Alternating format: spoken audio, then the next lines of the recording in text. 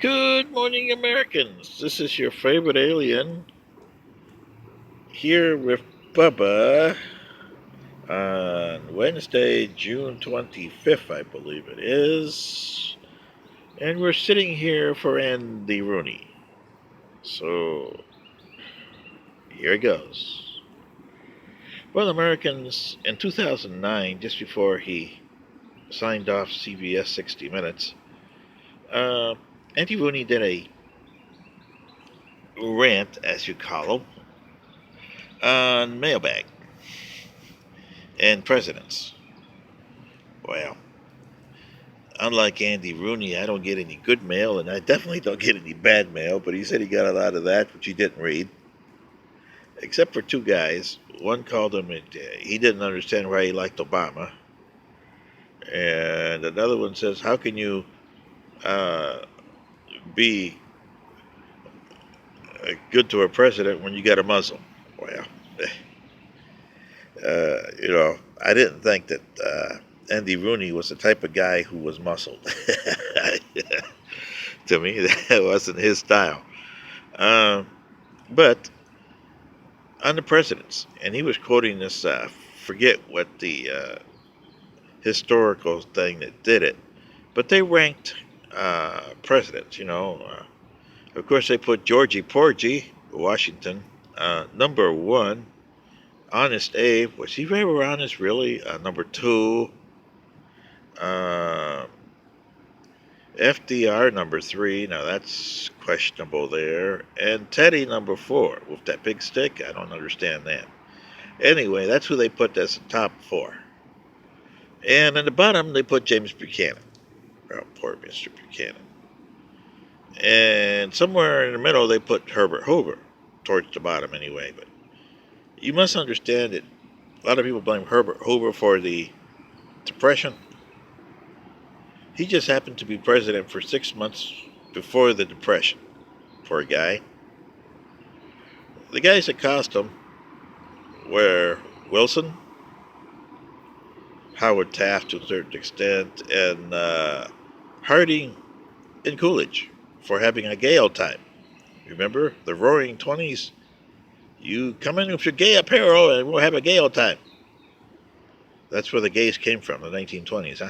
Gay old time. Or the gay '90s. Well, but that's a different story.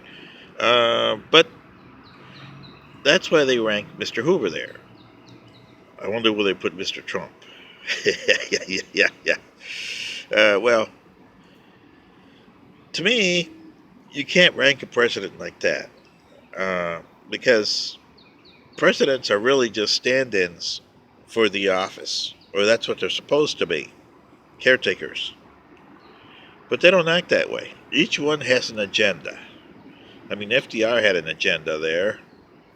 You know that Trump has an agenda. Obama had an agenda. Oh, we got to eliminate all this bad stuff here. We got to apologize for all the bad stuff. And by the way, I'll ignore you African Americans because I'm here now. So he did. But I want Obamacare. Yeah, right. Yeah. We could blame Pelosi for that, huh? Just pass it and we'll see what's in it later. Yeah, right. Well, anyway, to me, if you take the precedents with the most serious situations and how they handled them, let's start with John Adams. And you say, why John Adams? Well, John Adams had the XYZ affair, which almost cost war with the United States and the French. But it did cost a war with the United States and the British later on because of the way the XYZ affair was done. He just happened to have a crackerjack named John Hay. John Hay, who under Lincoln was a pretty good guy, and he became Secretary of State. John Hay, or Jay, pardon me, under Washington did a good stuff there because there's two guys. There's Hay and Jay, um, about 100 years apart. But John Hay here, he went over there and did a wheeling and dealing with, eventually became Napoleon in 1799, and the XYZ affair came to a close. And I guess Napoleon liked that too much because he went back to 1801 and swindled Jefferson into the Louisiana Purchase. See how you can swindle a president? Well, Jefferson got swindled. But that's a different story. Next comes Andrew Jackson. He came in with an agenda. He didn't like everything about the United States. Number one, get rid of its charter bank. So when he became president in 1833, or 1829, I mean, first thing he did was abolish the charter bank. So the United States didn't have a bank until the Federal Reserve System came back in 1914. That should tell you something there. And then he decided, okay, we don't want these Indians here because they were inserting their rights. So he marched them all out to the Indian Territory, i.e. Oklahoma today.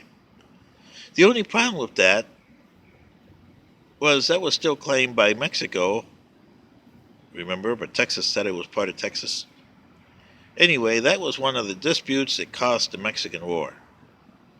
Also, the way that Andrew Jackson did his business is the same, reminds me of Trump. That's why I call him the Trump of the 19th century, because he was a lousy president, and he served 2 terms. Can you imagine what we got in store with Trump? Because he'll serve 2 terms too. Well, it cost him big time.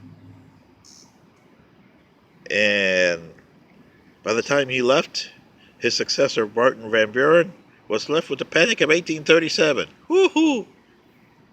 FDR, the same way. His New Deal was a rotten deal. Well, AOC would have called it, hey, that's a great deal. Yeah, knowing AOC. But anyway, most of his stuff was thrown down by the Supreme Court. The only 2 things that I know that survived was the Social Security, which he set up, but he didn't understand it, and it's costing a lot of money today, and the TBA.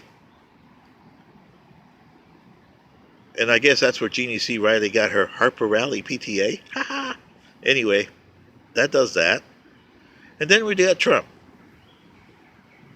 who doesn't understand the office. Look at the way he's dealing with Iran, or China, or North Korea, and Russia. Oh, Russia's my friend. We don't want to antagonize it. So you see, Americans, you can have lousy presidents because they don't understand the office. And you have another time to elect another one, but you got 23 dum-dums who definitely don't understand what is going on here. Joe Biden, he slept through most of Obama's State of the Unions.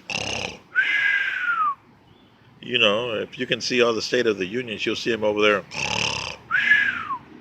So that's not no case for the Democrats. They're dum-dums anyway. So I guess the deplorables will come in and get Trump back in. Anyway, this is your favorite alien and Bubba sitting in for Andy Rooney saying, Mr. Rooney, since you left, you haven't missed much. It's gotten worse. Thanks.